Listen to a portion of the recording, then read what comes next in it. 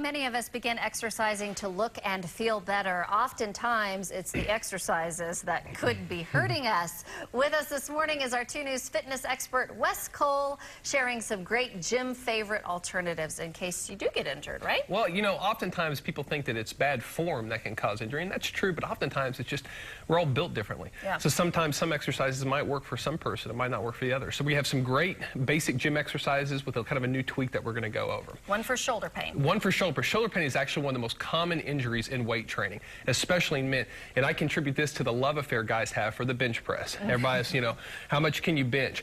Oftentimes, if you start too heavy, it can cause some shoulder impingements, but there's just a real simple technique that can help you. We're going to demonstrate it right here, Kyle. Now, Kyle's pretty strong, but we're just going to do something a little light here to demonstrate. Oftentimes, people flare out their elbows almost at a 90 degrees. We'll go ahead and press up, Kyle. Just go ahead and get some regular, there we go. But what I'm suggesting that you do is tuck in your elbows almost close to your body and go ahead and press it up. Doing this will dramatically take pressure off your shoulders. You can do this either with the straight bar or the dumbbells. Now, a lot of guys will say, well, this is going to make it more emphasis on the triceps and the pec muscles.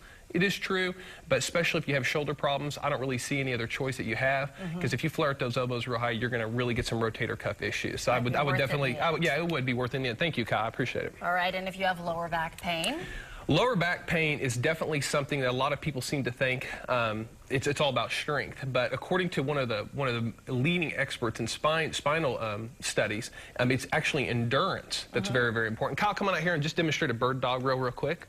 Right here, just in front of the... dog? It's called a bird dog. It's kind of a goofy exercise. But building this up, now Kyle loves doing this on TV. Yeah. But building this up, building up to maybe 20 or 30 reps each side. But according to the doctor, it is muscular endurance that is basically the optimal goal for back health. Just like that. Yeah, there we go. A bird dog this morning. That's it. Make sure you get both sides. Build up to where you can get 50 or 60 reps. I know it looks a little weird, but it really does work. Yeah, help your balance, for sure. Yeah, okay, Kyle, that's enough. That's enough.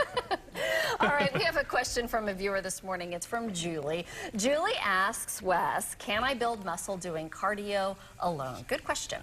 Well, you know, you really can, and you know, all you have to do is really look at the Olympics to really see the difference in builds between you have the 800-meter sprinters and then you have the 100-meter sprinters, and they almost look like bodybuilders. So that's something that can be taken. If you're one of those type of people that love running but you really don't like going to the weight gym, it's simple.